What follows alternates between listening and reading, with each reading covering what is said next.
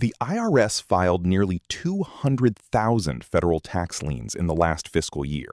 That is one of the largest lien years in a decade. If you owe the IRS in 2026, the odds of a lien landing on your file are higher than they have been since the pandemic ended.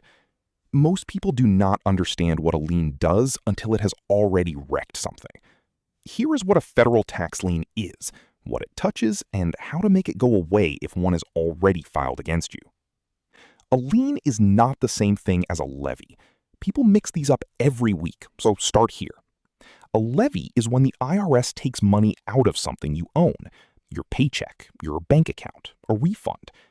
A lien is the legal claim the IRS files that says they have a stake in everything you own, present and future. The lien does not take anything, it locks it down. The document that creates the public version of the claim is the Notice of Federal Tax Lien. The IRS files it at the county recorder where you live. Once it is on the record, it is searchable by anyone who looks. Background check companies, employers, mortgage underwriters, landlords, and credit data aggregators all see it. Here is what happens after the lien is filed. Your house is no longer fully yours. If you try to sell, the lien gets paid out of the proceeds before you see a dime. Your mortgage refinance gets blocked. Most lenders will not refinance a property with an active federal tax lien attached. Your credit score takes a hit. The credit bureau stopped showing tax liens on consumer reports several years ago, but the lien still shows on the public record, and most business credit checks pick it up. Many employers, especially in finance and trucking, run background checks that surface the lien, even when your consumer credit score looks fine. Your business gets hit too. A lien attaches to your business assets, accounts receivable, and inventory. Banks will not extend new lines of credit. Vendors who run a credit check on you start asking for prepayment. The lien does not have to be enforced to do damage. It only has to exist. So when does the IRS file one? The IRS files a lien when your balance crosses a threshold the agency reviews internally, currently around $10,000 for individual taxpayers. Once you cross it and your account ages, the lien is largely automatic.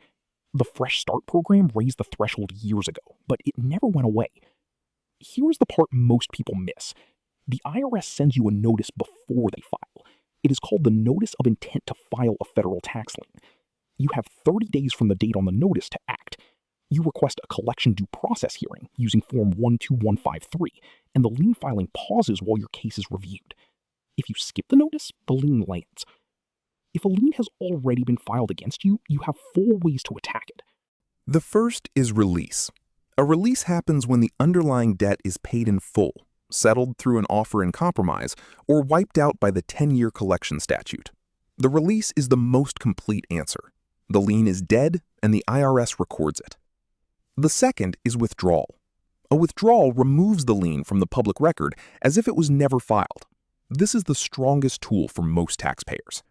You qualify for a withdrawal when you set up a direct debit installment agreement on a balance under $25,000 and have made at least 3 on-time payments. You file Form 12277 and ask for the withdrawal. It is one of the most overlooked credit-saving moves in the tax code. The third is discharge. A discharge removes the lien from one specific piece of property, usually a house you are trying to sell.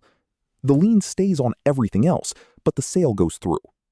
You file Form 14135, and you usually attach a closing statement showing how the sale proceeds work out. The fourth is subordination. A subordination tells another lender they get paid before the IRS does on a specific piece of property. This is the tool that unlocks a refinance. Your new lender goes in front of the IRS on that property only. You file Form 14134. These 4 tools do different jobs. Most people who get a lien filed only need to know 2 of them. Withdrawal if they want the lien removed from the public record. Subordination if they want to refinance the house. Here is the order of operations if a lien is already filed against you. Pull your account transcript and confirm the lien is active. Add up what you owe across every tax year. If you owe under $25,000, your fastest path is a direct debit installment agreement plus a Form 12277 withdrawal request after 3 on-time payments. If you owe more, your path runs through one of the larger programs, like an offer in compromise or currently not collectible, and the lien comes off as part of the resolution. If your goal is a home sale or refinance in the next few months, the discharge and subordination forms are the right tools. Do not wait until the week before closing. The IRS takes 30 to 45 days to process them.